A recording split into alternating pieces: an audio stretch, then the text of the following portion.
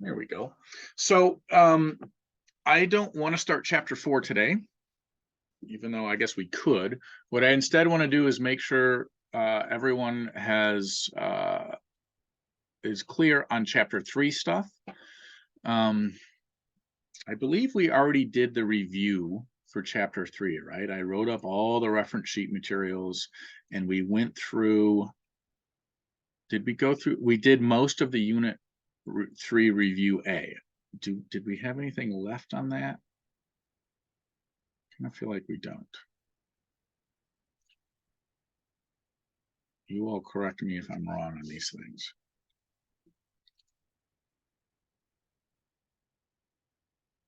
Let me get my page up. Here we go. So, oops, wrong one. Zoom. Nope. Okay, cool. So, what you have left then? What you have? So we did this in the previous video. Apologies for those of you that came to class on Wednesday and discovered that I wasn't there. I forgot to tell everyone that I was at a conference. So there's that. So there was no class on Wednesday.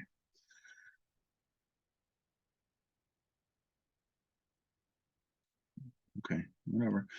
So let's then take a look at your unit 3 review B. Are there any questions on it that you all just got stumped, or have you even started it? Maybe I should start there. Have you all started this?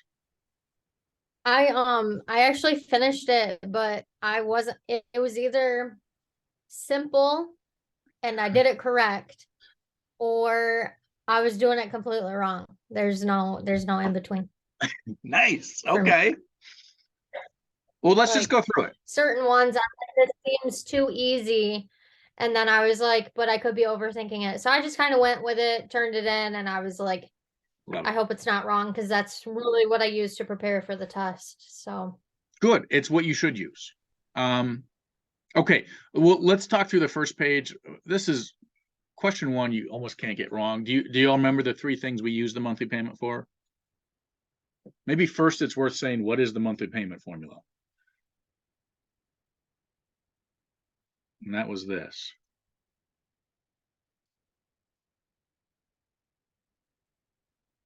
And then what we did here, it was negative this, and there were 3 different ones based on the 3 different uses, right?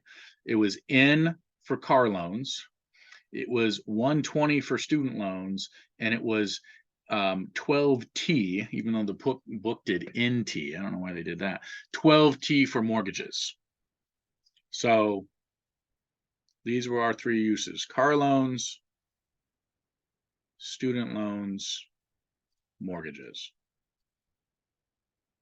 Yeah, is everyone okay with that? And then you get to write a few statements about what you think you would do. Okay. Everyone remember the difference between compound and simple?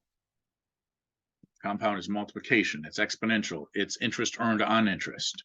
Simple interest is linear, it's addition, it's a fixed amount of interest earned or charged for the lifetime of the thing. Did you all remember the effective interest rate formula? Did you read it right off the reference sheet I wrote?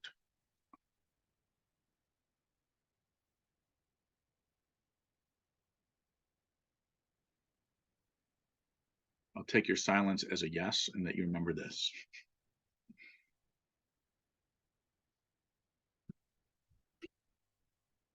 But what does it do? Remember, it takes different compound interest terms, so interest rates compounded at different amounts per year, and converts them to a 1-year simple interest rate. Talk to me, Jennifer. I didn't actually write down the formula. I was like, with the way it was worded, I was confused. So I literally just looked in the book and found that it said the effective rate is the simple interest rate that would yield the same future value over 1 year as a given compound interest rate. Nailed it. In the book, that's So I mean, the definition tells you what it is. That's exactly right. Do you understand all okay. the words you said? Hopefully, right? Yeah. Yeah, you have the right Yeah. answer. It just converts the compound interest rate to a simple interest rate. Okay. Yep. So you can compare different compound interest rates. Remember, if it's a loan, you want the rate to be the smallest, the lowest number. If it's an investment, you want it to be the highest. Good. Okay, this one was just straight put the stuff in. Which formula would you use for each of these different things? Maybe I'll just check it. I should say, so Jennifer has this done. How about the other two? Did you all complete this or have you not completed this? I took a guess on 4 through 10. Nice. How about you, Caitlin? I haven't started a little bit. Okay. Well, how about I just throw out the answers on this and you all can check, because this, the reason I put this on this used to be an exam. The reason I put this on the exam is because there was instructors that didn't believe in reference sheets. And this was my way to be like, okay, let's at least give the students the formula so they don't have to have them memorized. So this is my way of giving a reference sheet to everyone. Okay, so if we're finding simple interest, that would be A. You'll agree with that one? Good here. Yes. Yes. Okay, excellent, you all. So 5 is not exactly D.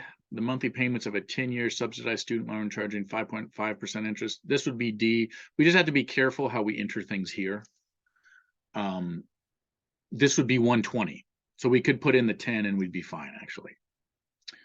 6 is a ridiculous one because we don't have a formula for calculating this directly, but really it would be A would work.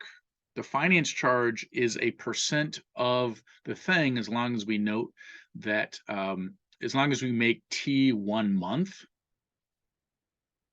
and we note that this is the monthly interest rate. So we just take the amount on the card and multiply by 0.025. So A works.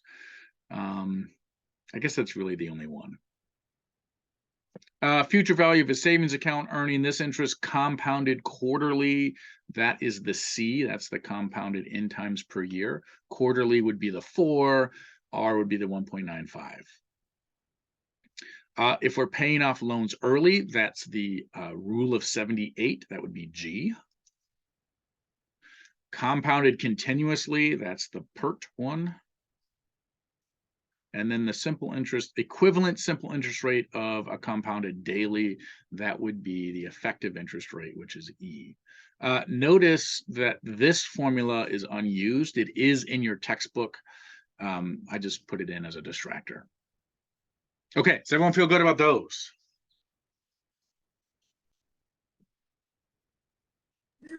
I feel good about the answers. I'm not sure that I know exactly when to use them, like if I was asked on a test. Gotcha. Right, because that's what the next part is. So the thing about all of these problems is you don't actually have enough information to use the formulas. I didn't give you an amount or anything. And that's what this was about. Can you read the problem and understand which formula you need to use? Like question 11. What formula do we need to use in question 11?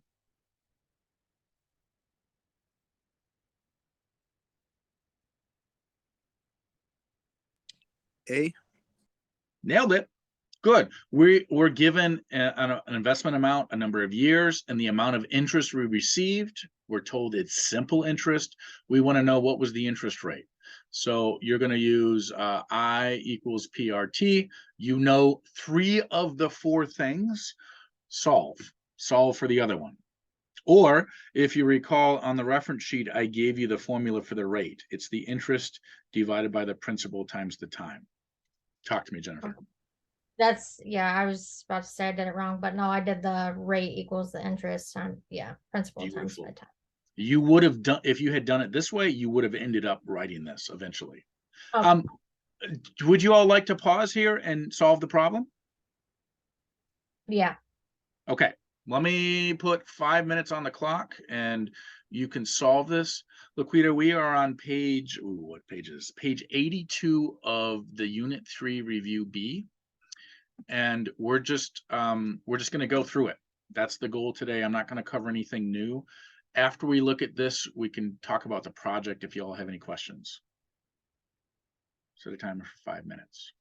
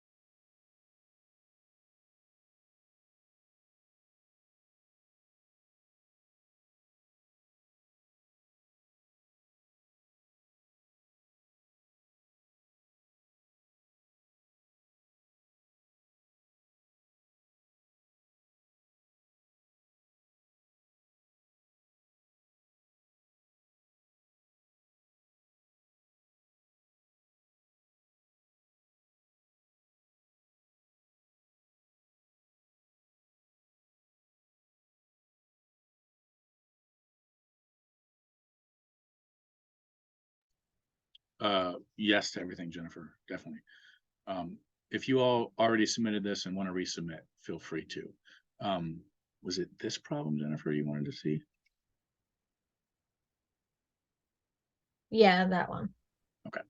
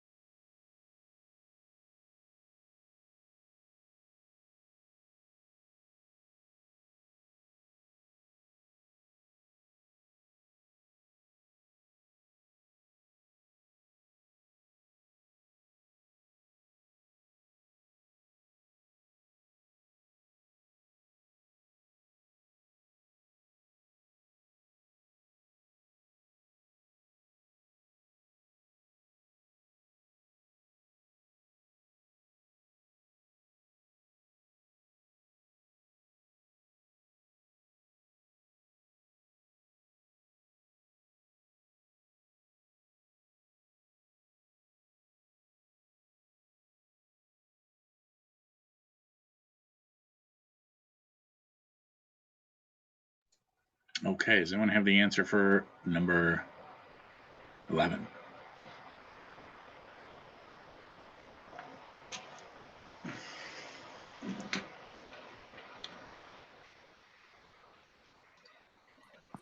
Is it 4.5%?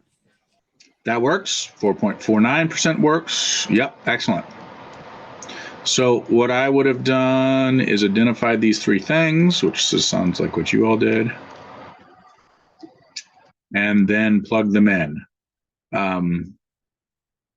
So I would use this formula since it's already solved for R. That makes it kind of nice.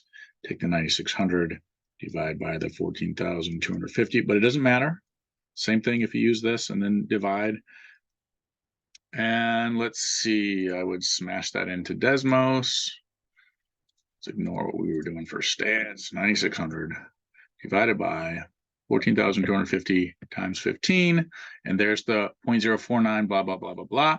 So if I want that to be converted to a percent, here it is as a percent. Rounded to 2 decimals, percent decimals, it's 4.49. 4.5 is totally fine. They're all correct answers. So maybe we'd write this approximately 0.04. Oops.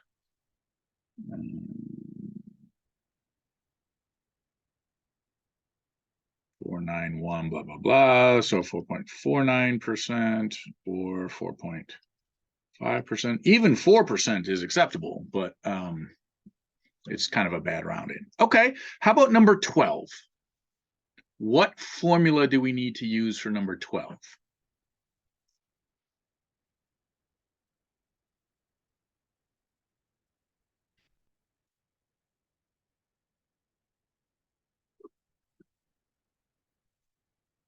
Trick question, because there's actually 2 formulas we have to use. Yes, that's the first one. This gets us the future value. A equals P times E to the RT. How do we know that? Because it says it's compounded continuously. This continuously word is the clue. You got to use the E formula. But notice what we have to find. We have to find the interest. So if you recall, for the compound formulas, the other one I gave you is that the interest is equal to the future value minus the principal. So you have to do this one first, number one, to get the future value. Then you have to do this one second to get the amount of extra money that's in the account after those 30 years. Okay, so let me give you 5 minutes on this one. If that's too much, you can just tell me when you're done. Set a timer for 5 minutes. I think I've already got this one, so I'll just wait a couple minutes.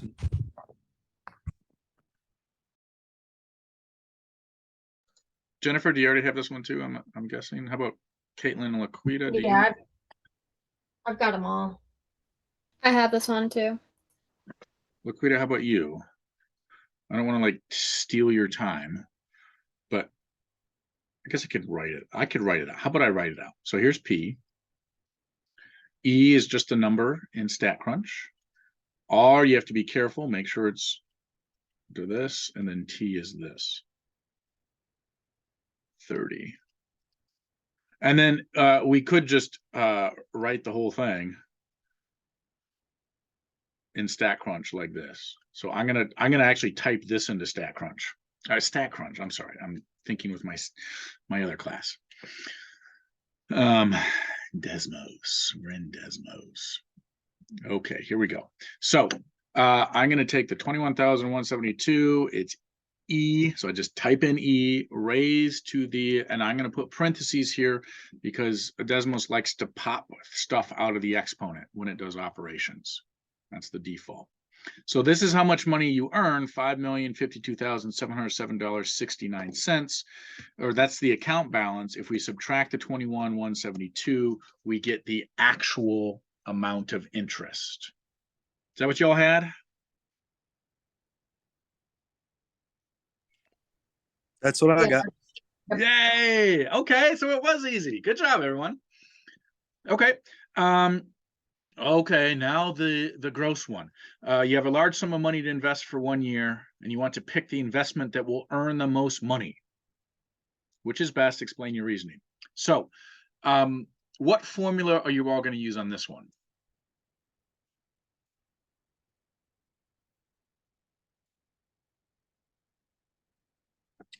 I did.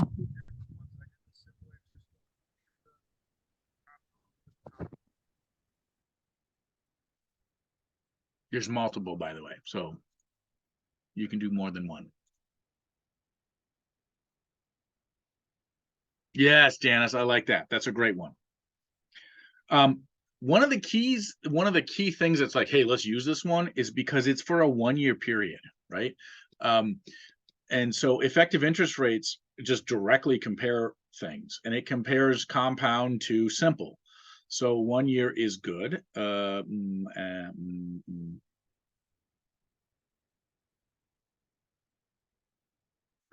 Jennifer, that's totally fine too. We could calculate 2 future values. You just have to make up a P and compare the two.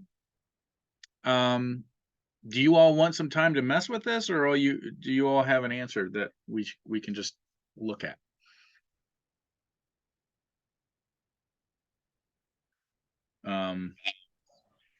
I got mine. Okay. All right. So if we use the effective interest rate, we only have to do it with one calculation. That's this one. So I'm going to do the 1 plus 0.0505 divided by 12. Oops, all of that raised to the 12th power minus 1. So the option 2 interest rate is 5.17%. Compare that to option 1's interest rate, which is 5.63%. Simple interest is better. 1 is better because it's higher. Is that what you all had? Talk to me, Mike. Yeah, that's what I got. Yeah. Nice. I didn't do the effective interest one. That's pretty cool. But yeah, that's what I got. Yeah, so if you did a future value between the two, that's totally fine. You would have had like over here A equals P plus PRT. Over here, you would have had A equals P times 1 plus R over N to the NT. And you would compare the numbers and see that you have more money for option 1. Awesome. Note for option B, like we kind of have to do that because after 1 year, these are no longer getting you the same amount of money. And typically, so here's the thing you should always know. Compound interest always outperforms simple interest in an investment over the long run. The question is, was 10 years enough time for the compound interest to outperform? Woo, I don't know what that was about.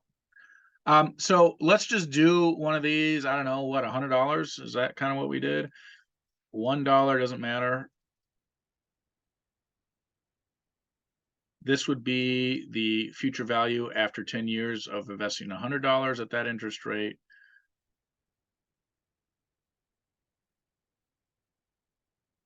This would be for the compound interest rate, and we can see which one's higher.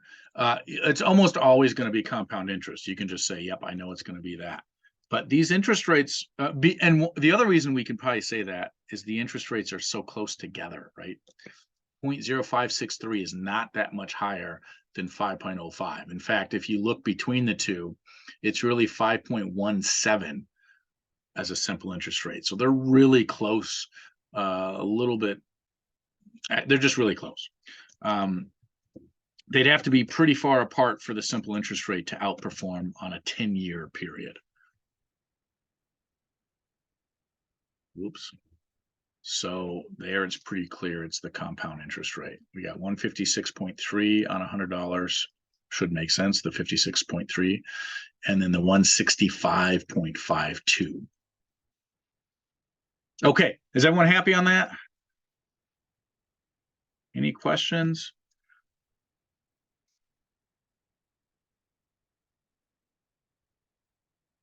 Jennifer, what do you mean by that? I don't know how I did it, but the like the calculations I did wrong or something. I don't know. Because I had it as compounded monthly was better than the simple interest rate. For A? Yeah. Okay. I don't Um, know what Did you do the future value formulas? yes. Did you have the same principle for each formula, for each option? Yeah. And you used these two formulas. So let's see, let me just move this up. So, okay. Yeah, because I used the two formulas. I have like 500 plus 500 times by 0.0563 times by 1 to get a Okay, good. total of 528.15. And then A equals 500 times by 1 plus 0.0563 over 12 times Oh, by 12. wait, pause there. You used the simple interest rate instead of your compound interest rate. Oh, That's why. so, okay. So You what would just the need- compound interest one then be? Because I So started. for option 2, it's a 5.05% compounded monthly. Oh my God, I use the same number. Jeez, oh Yep. Pete. Yep. Oh my God. Yep. Easy mistake. Like you did it right. Just just a typo. No worries. All right. That I Good. should have noticed that off the bat. No, Okay. no. That makes sense now. Yeah, it's so hard to see your own mistakes. It really is. Don't look too closely at this. I wrote almost all of this, all these worksheets. I think most all of them. And there's like riddled with mistakes because I'm really bad at proofreading. So don't feel bad. Okay, number 14. How did you all do with this one? This is typically a pretty challenging question. Can you scroll up to B just for a second? Oh yeah. Yeah, definitely. I appreciate it. Yep. And if you had different principles, totally fine. You'd have totally different numbers here. What will be the same is that your option 2 will be a higher number, no matter what principle you chose.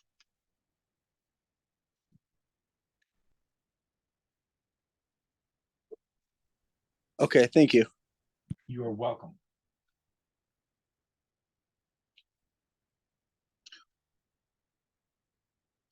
Okay, so for number 14, I don't know if you all have seen these no interest if balances paid in full in 6 to 12 months. It's a really common way to try to get you to spend money, and the money is free, right? As long as you pay it off within the time frame.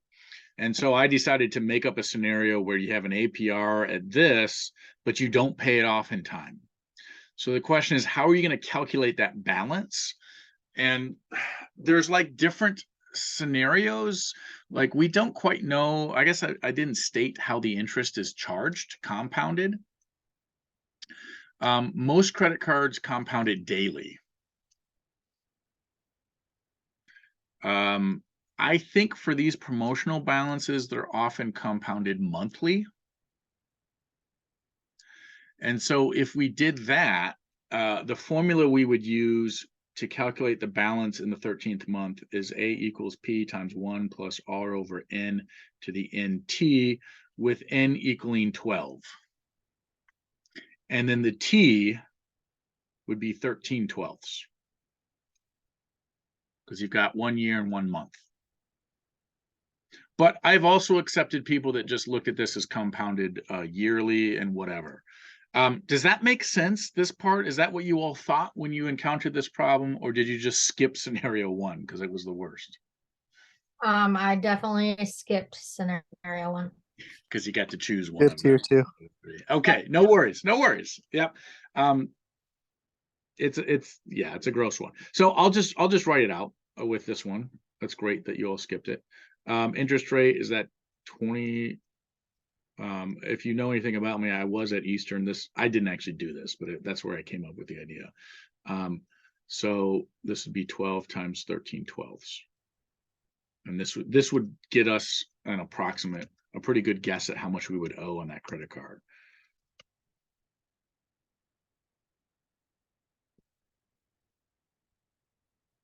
So ends up being about $676.54. One of the things to keep track of is we'd have to come up with this over 13 months, right? So for me, anytime you're making a decision about how you pay off debt or the cost of things, you need to keep track of two things. What's the amount And over what period of time do you have to do this? It's always the case that you pay less if you pay less overall if you take less time to pay it off. Like if we just had the $500, we would just plunk down $500 and that would be all we'd have to spend. Because we didn't have it, we have to pay an extra $176.54, and we have 13 months to come up with that extra money with the 500. If we do the unpaid balance method and we ignore a whole bunch of things, what I would have been doing is just the 500. Like I would have made a table where it's like months. So month 1, month 2, month 3. How much interest are we going to be charged? Oh, this is such a terrible table. Can we try? Come on now. Come on. Can we try again? Well, maybe I should ask, how did you all solve this?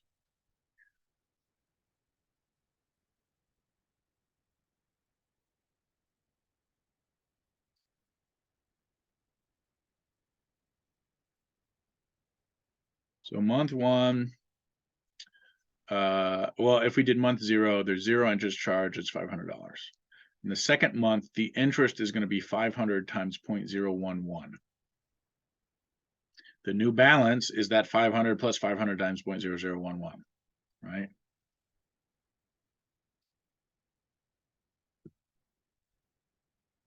The second month is the same thing. It's now this balance times 0.011 added to the thing. Notice it's kind of an exponential growth model. I mean, it definitely is, where we could treat the t as monthly, and then we could just do 500 times 1 plus 0.011 raised to the third power. Oh, here you all. Nice, Janice. That's yes, exactly right. So Jennifer, your answer is not too far off. It has to be this. It has to be this plus to the growth. It can't be the 0.011 times 3 because the interest changes each month. So this accounts for that growing amount of interest that you're being charged. The reality is this scenario doesn't make a whole lot of sense because you would have to be making a minimum payment each time. So there are other costs that would be associated with this. Like if you were making 0 payments, you'd be charged what, like a $30 finance charge for late payment or no payment, and your credit would get hit and whatever. But this would be it. This would be how it is. If you spread it out over 3 months' time, you'd be paying $516. So an extra $16.68 by putting it on your credit card and then paying it off in 3 months. And again, you would actually pay less if you paid a portion of this each month. Okay, any questions on that, or do you all feel okay?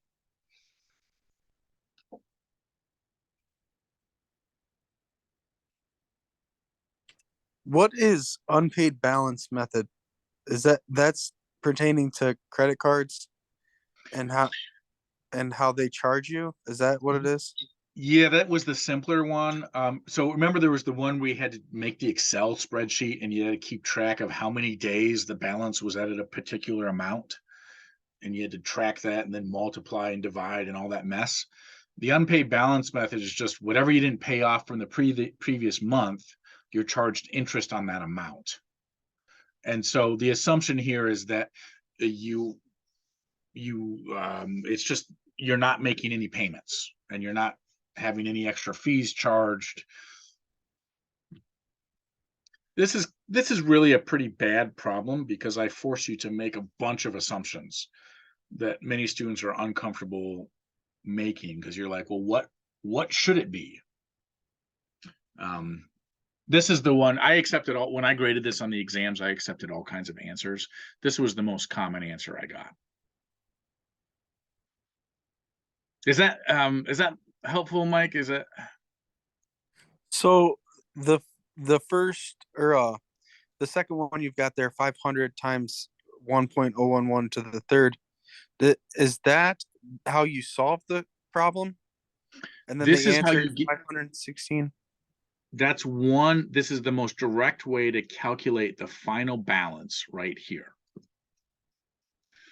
You could do it step by step, where you're just like, okay, what is 1.01% of 500? So I could just get this. And so you're going to be adding $5.50 after month one into your balance. But then for month two, we're now going to take that $505.50 and calculate another 0.011. So now we're going to be charged another $5.56 in month two added to the balance. And so then if we're paying it off in the third month, oops, I deleted all that. Really, we could put a 2 here. Because if we're paying it off at the beginning, well, no, because you're going to get charged that interest because the balance is still unpaid until you'd be charged on that previous month. Is that helpful? Yeah, that makes sense. So the end result would be the 516.68, right? Because it's like if Yes. I punch that into Desmos, that's what we get. That's the total amount you'd end up paying after over 3 months' time. Yeah. Okay. All right. Thank you. Sorry about that. No, you're good. It's great questions. It's a kind of a weird question. Okay, so scenario 3. What'd you all do for that?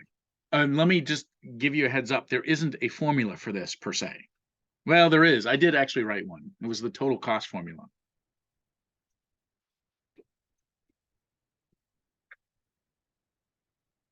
So and I think this is the most common scenario that students do at Jackson College, is you purchase your textbooks through the bookstore and you can use your financial aid. So it gets like added to your account balance. You do it at the beginning of the year or right at the beginning of the semester, and it just gets added to your student loan debt. Love it, y'all.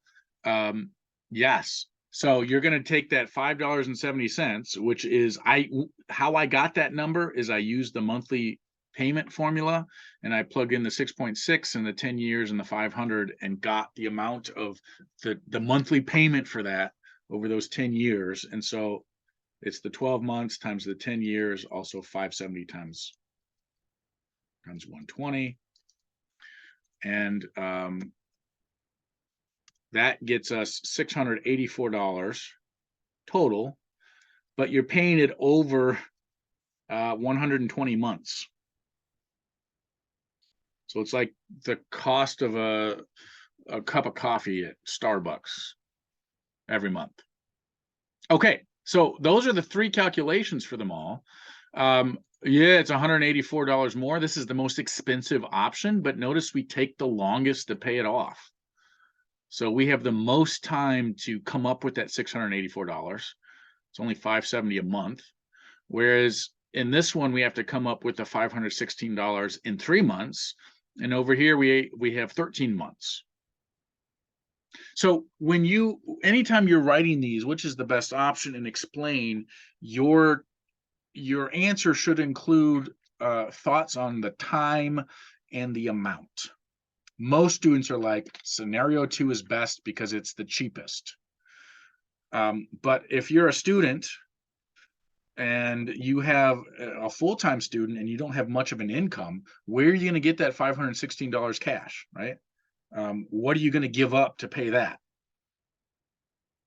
Because really the best option is just plunk down $500. But do you have that cash on hand? So those are the things to think about.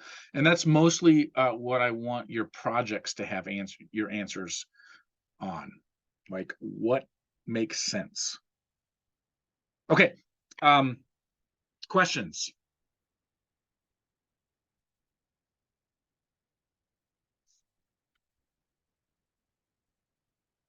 Let's take a look at number 15 then. What formula are we going to use for this one?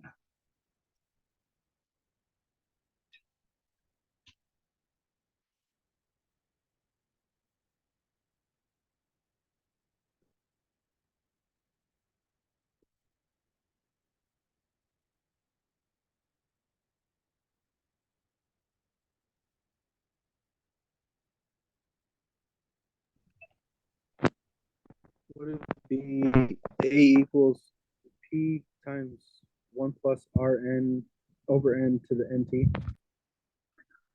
So that's the future value formula for an account that's compounded blank times per month. Here's your clue. You want to calculate the monthly payment.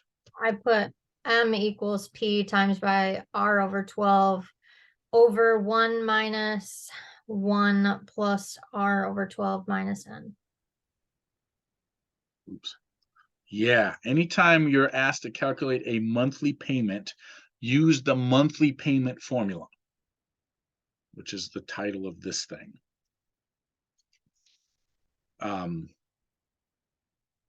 But there's a few tricks to this. Does everyone feel good about that? That's really the key thing to look at. Anytime you see this, what's the monthly payment? This is the formula in one of its 3 forms. Remember, this is the only thing that's actually different, this negative N. So should I give you some time to try this one?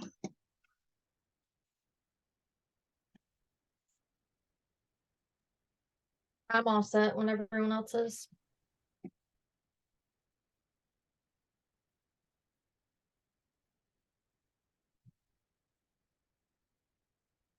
Is everyone all set? I'd like a minute to give it a shot. Okay. If Let's anybody else would. Let's do 5 minutes. Set a timer for 5 minutes. Try it out, y'all.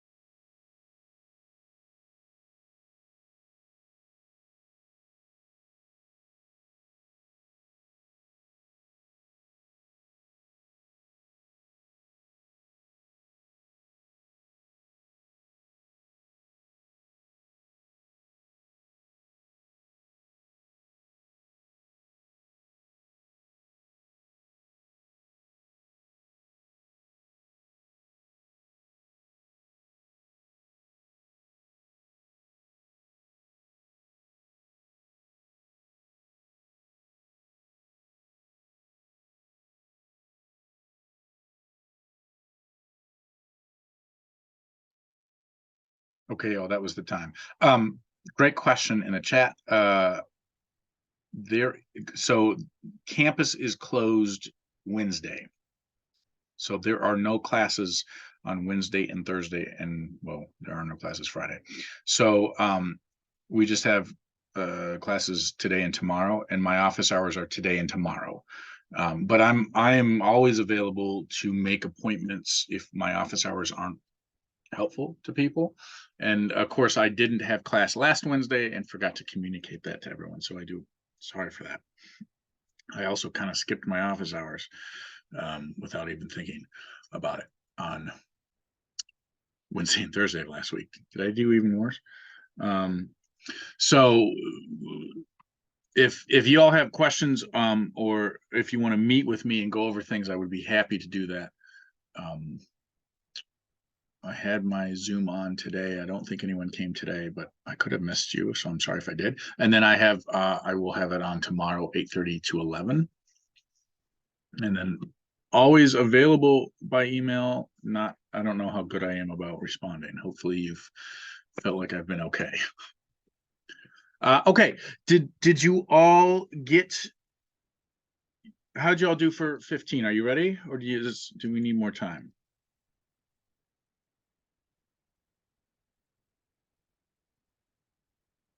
I'll just start going through it. So first off, you're only borrowing $14,500 because you're giving the dealership a down payment of $3,000.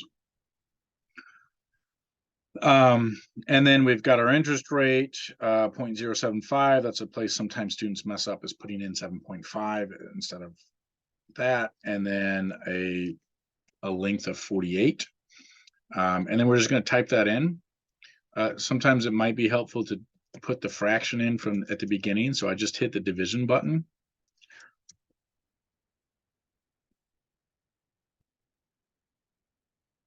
But it, whatever works. And then this is another spot that students often make a mistake, but when you do, you usually catch it, is forgetting to put in the negative. Because if you don't put in the negative, you get a negative monthly payment, which no dealership is going to pay you to take the car off the lot. So our monthly payment is $350.59. Is that what y'all got? Yep. Yes. Excellent. Now, B is kind of this needs to be taken away. We don't need the finance charge, because how we calculate the savings is the unearned interest formula, or the rule of 78. So that formula is this: U equals the finance charge times the number of remaining payments times remaining payments plus 1, all over the total number of payments times the number of payments plus 1. So the trick here is figuring out what's the finance charge. Does everyone remember the finance charge formula?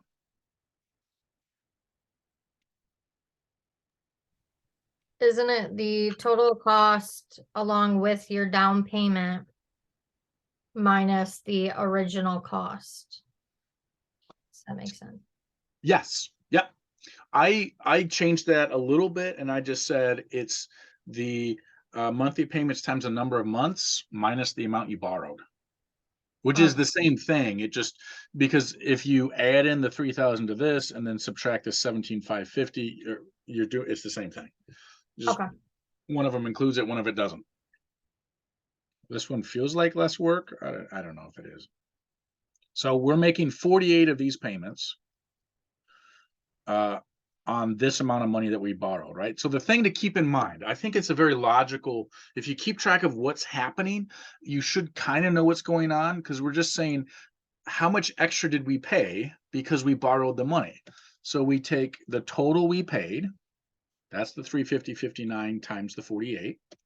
So we're paying $16,828.32 on the amount we borrowed, $14,500. So we're paying an extra $2,328.32 to buy this car before we have the cash to pay for it. It's not that much extra, right? So that's the F. If we're paying it in full in the 30th month, how many remaining months are there?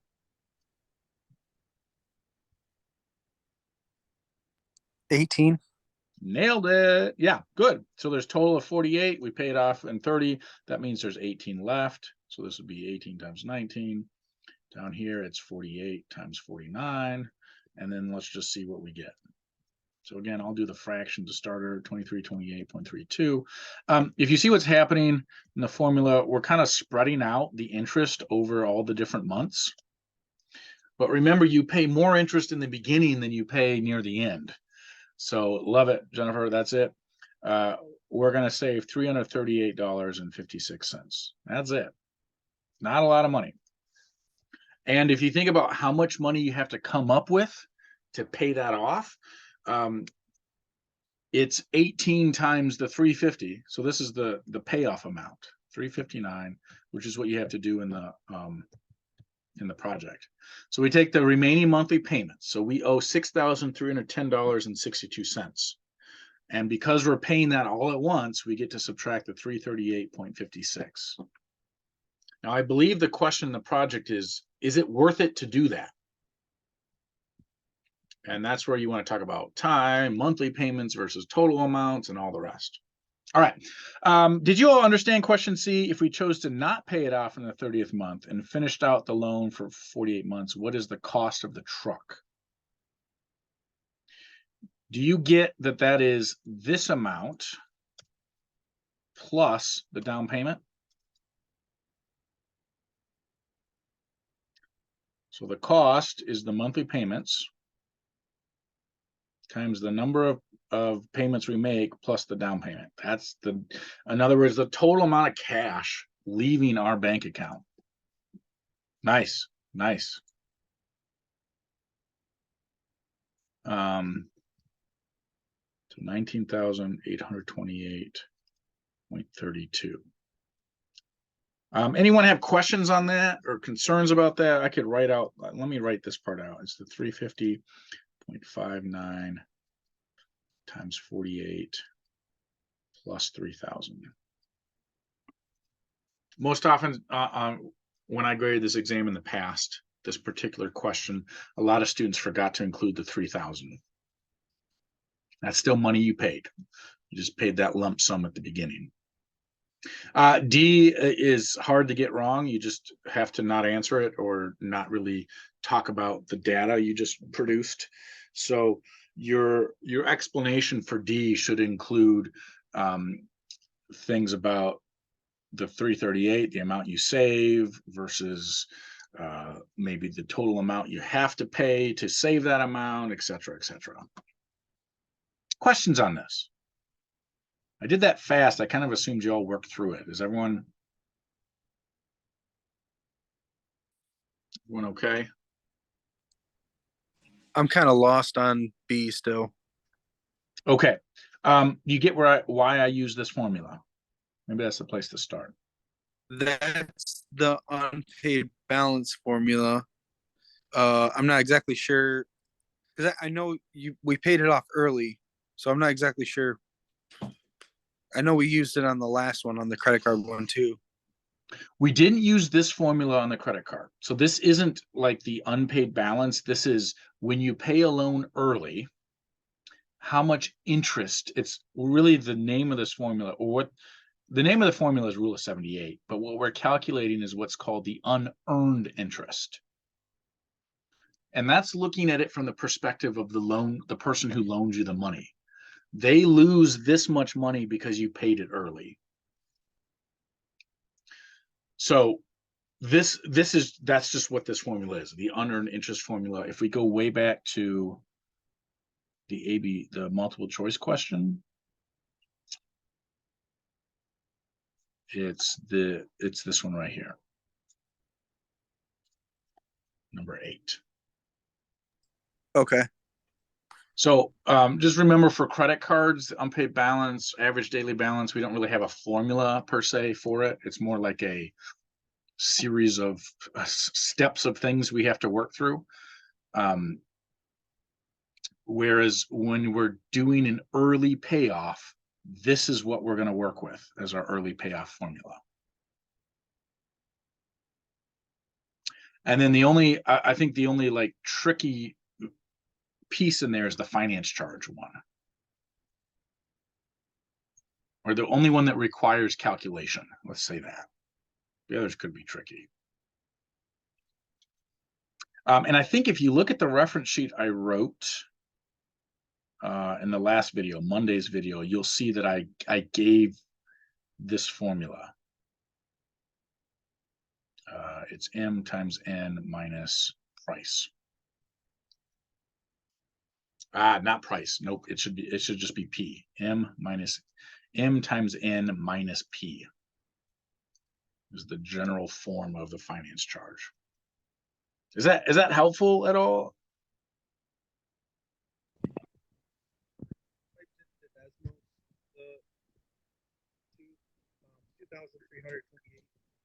The 1819 and 4849. I have that typed in, but I don't have 338. Sorry, Mike, I couldn't hear. Oh, There we I have on Desmos the 2,328 with the 1819. I have that in there, but it doesn't say 338.56.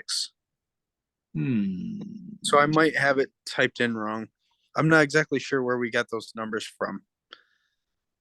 So this 23, 28, 32 came from this calculation. Does that make sense? Yeah.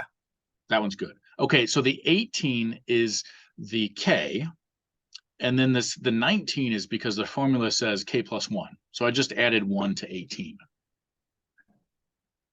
Okay. And then the N was the original number of payments up here. There was 48 of them. And then the next piece in it is just N plus 1. So that's where the 49 came from. Okay. And wait, then is that multiplied or is it? it's all multiplied together. Yep. Okay. That's where I had it wrong. Nice. Good. We got it. Love it. Okay. Let's see how many. So what, just 3 more little questions? Yeah. Little. Okay, so then the next one is about student loans. And some of this is just kind of like there isn't formulas for A. I just told you that one semester, the cost of one semester, including tuition fees and books / supplies, is about this. We're assuming you're taking this many credit hours. So assuming it takes you 4 semesters, what's going to be the cost? And so what you need to note is that this 43.45 is the cost per one semester. And yeah, so we're just going to multiply that mess by 4 because it's going to take us 4 of these. And that means we're going to owe 17,000. I don't know why I have an 88, $17,380. That's what we owe the college to get our degree. Again, that's assuming we can do it in exactly 2 years. There's very few students, or we can take 16 credits per semester for 4 semesters. Let's see, how many credits is that? 16 times 4, 64. Would that get you a degree? It'd come close.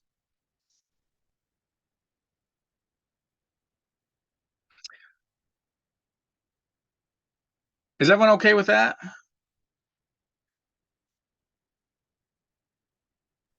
Yes. So the next one, note it says, so you need to remember that student loans, while you're in school and while they're deferred, the interest on them is simple interest, meaning they only charge you a fixed amount off of the principal you have. And if you paid down that principal, they would charge you you would get that the fixed amount of interest would decrease each time you paid it. So it'd be a smaller amount each month. Most students just don't make any payments while they're in school, and their simple interest it's just the same amount. So you're supposed to find the amount that accrues if the interest was allowed to accrue for 3 years. That's just an I equals PRT question. Now let's double check. Find the amount of simple interest owed. Yes. So it's just this. Well, what's the P? Here's your P. Here's your R. And here's your T. So, yep, Jennifer's got it. You're going to owe $2,361.42 at the end of that time frame. Now, if you had a subsidized loan, the government would have paid this for you, and you wouldn't owe that. If you have an unsubsidized loan, which is what I'm telling you right here, the government is going to, or you're on the hook for that. So if you don't pay it and it becomes capitalized, it means you would add that 2361.42 to the 17,380, and that's the principal that the student loan is calculated on. So let's see if I did my work correctly. This is not a part of the problem. I'm showing you how the answer of 204.87 came about. And I'm just a smidgen nervous that maybe I did it wrong.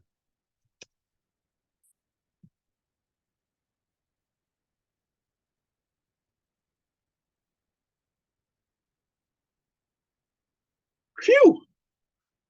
So what I did is I calculated this monthly payment for you. I could have told you to ask you to calculate the monthly payment, or I could have just said, how much extra do you pay, and made you have to think through having to calculate the monthly payment. Instead, I said, here's the monthly payment on that unsubsidized loan with the interest being capitalized. How much extra do you pay by borrowing the money as opposed to not borrowing the money? So it's still a bit of a complicated problem, right? Because we have to calculate the cost. Well, that's this, not that thing. That's this 204. No, I'm not giving you a chance to try this. Should I give you all a chance to try it? Jennifer, I know you've got it all done.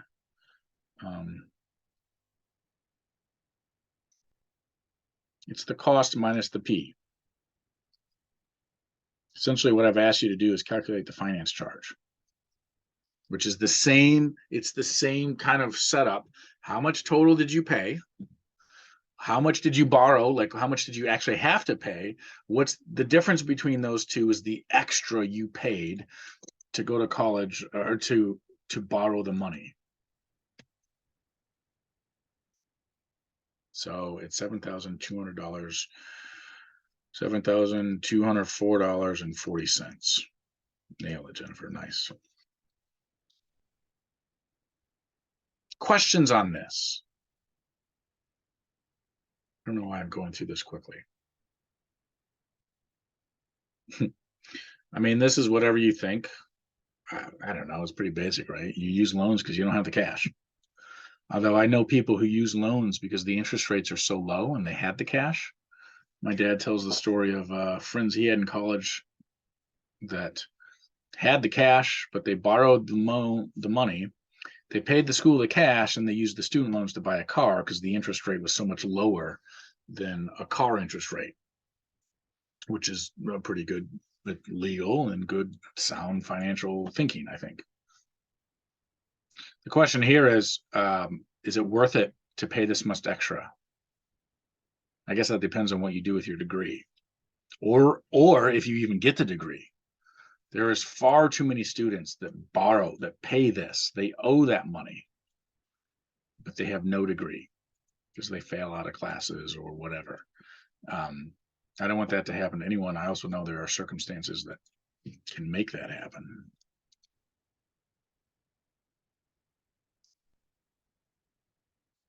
Why is this not writing?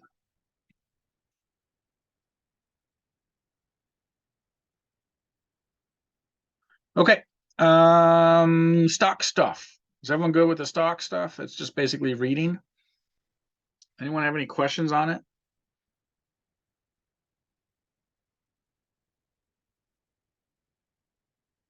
You should probably do C and D. Go ahead. What would B be? Yay, remember this is that little formula. The market cap tells you the value of the company currently. So this company, Nike, or no, this was Twitter. Twitter is no longer publicly traded, by the way. It's the $120 billion. That's what it was worth. But Musk took it off the market. Divided by the current price per share, 274.46. This gives you the total number of shares that are out there. This number is a little tricky because of that billion. So it's this many billion. And if you think about billion is times 10 to the 9th. So if we wanted to write this number out, we'd need to write out 9 numbers. You could also just say it's approximately 0.438 billion shares. That works too. So remember, market cap is equal to the value of an individual share times the number of shares. And so then we, since the stock ticker, or since the stock table doesn't show the number of outstanding shares or shares issued, you would use the cap and the current value to calculate it.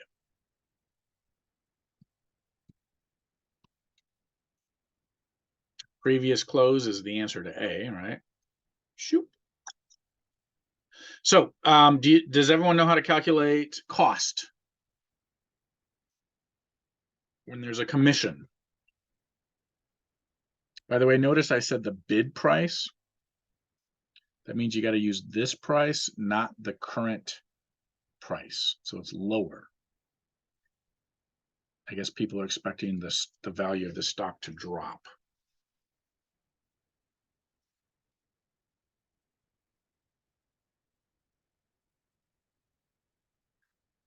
Now I'm going to use my knowledge of exponents, and this would be your answer. This gets you the total cost.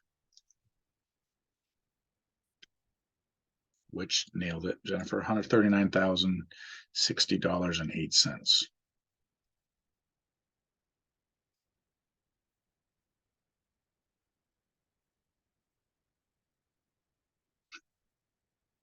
D is a super tough question, but let me pause here and make sure we're all on the same page.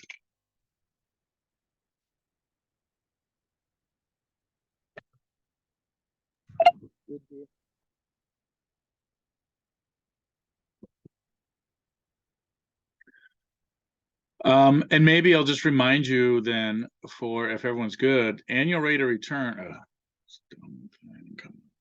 Annual rate of return is the rate of return divided by the time. So here's 2 years.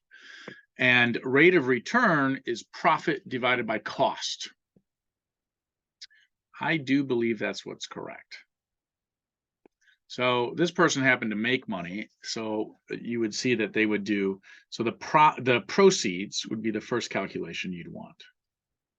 And that's the 380.46 times the 500 shares, but we lose 1% of that, so times 0.99. That's how much cash is going to come into our bank accounts. Profit then is that number, whatever this is, minus the amount we had to spend to start this investment. And then return rate is that amount, whatever this number is equal to, divided by the cost, the amount of money we had to spend. So that's the percentage of the money we spent that we got back as profit. And then annual return rate is just that divided by our 2. So I guess we could fill in some of these numbers, huh, and see if you're right, Jennifer. I'm pretty sure you're right. So we're making 188,327. That's the proceeds, minus 139,060.08. That's the profit. That divided by 139.06, 60.08. Yep. So the return rate is approximately 0.35429. And then that amount, oh, undo. That amount divided by 2 gives us the annual return rate. 17.71% is what I get per 1 year. Let's see, what did you say? So I bet your 17.5 is because you rounded in here, which is totally fine. I didn't round. If you note how I typed it in Desmos, I didn't round anything until the very, very end. So your answer is fine.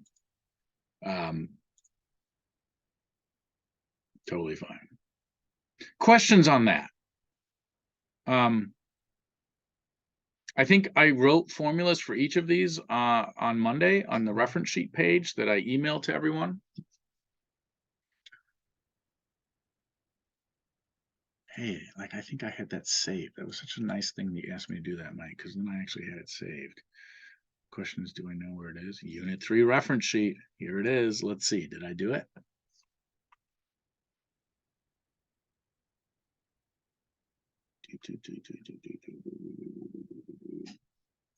Look at all that. Look at all that beautiful stuff. Yeah, there it is right there. Profit equals proceeds minus cost, percent return, profit divided by cost, annual return rate, percent return divided by years. So I didn't show the calculate of proceeds, did I? So we could fix that. Proceeds is equal to price times shares minus commission.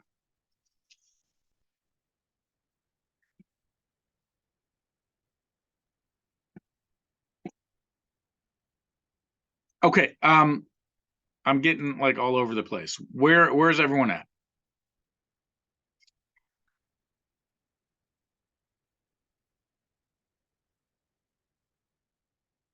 Good. Caitlin, Mike, anything you all need here? I'm hanging in there with the rest of this stuff, but no, I think I'm good as far as the tax one goes. I think I can calculate that here in a little bit. Should we just smash out an answer and we all agree that we have the answer? Does that sound like a reasonable thing? Everyone's good? Okay. Awesome. What while I'm typing the answer, I'll ask the question, what kind of stuff do you need on the project? Any questions on the project? Yes, Jennifer, that looks correct to me.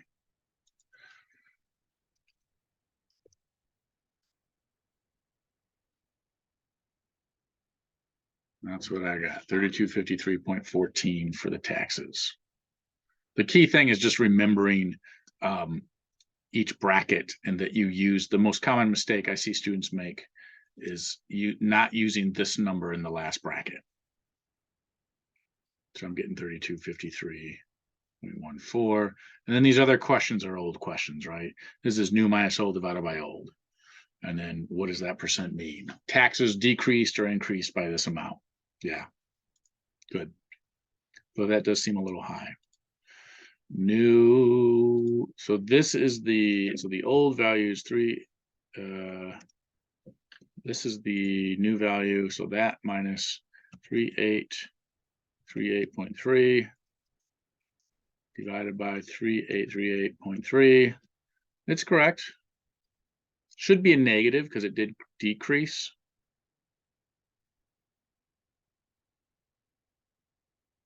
And the difference is from 2017 to 2018, taxes decreased by 15% for someone that has a taxable income of this amount.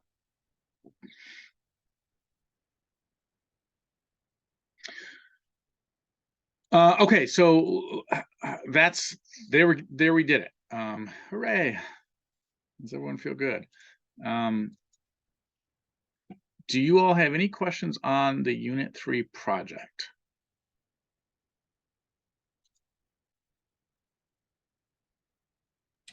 I have a question on unit 2s.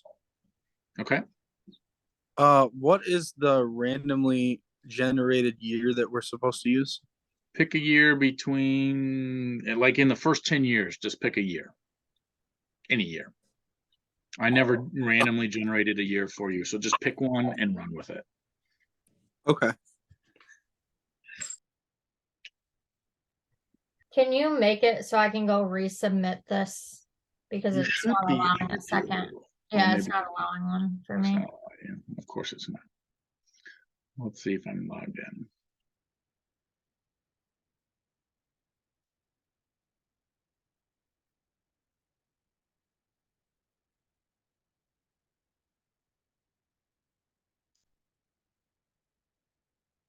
Man, I don't know why this feels so slow. Okay, so this is 130. There are 2 sections. We'll start with I3.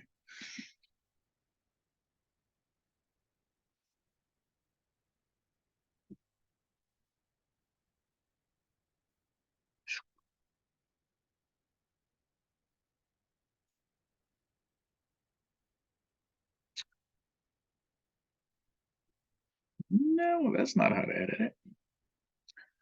Oh, there it is. I only allowed 1 submission. Of course.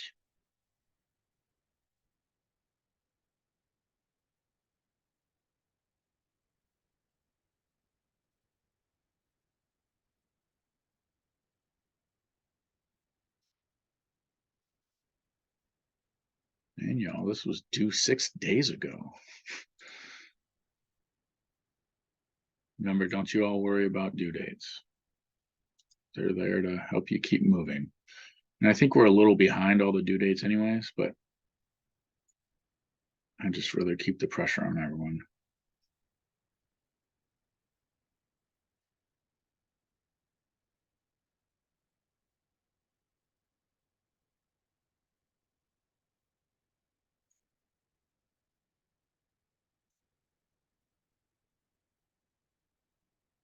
Okay. Is there anything else the 3 of you need? Any questions you have on anything? Project 1, 2, 3, worksheets 1, 2, 3. Do we need to talk about the Unit 3 project at all? It's very similar to what we just did. You're buying a car, you're buying a house.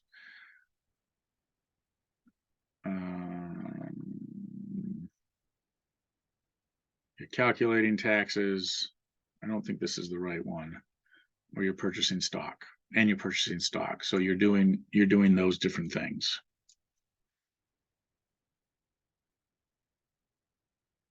Yeah, that's an old version.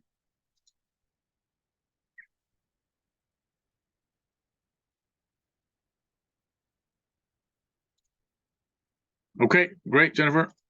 Good work. Caitlin or Mike, anything I can help you with?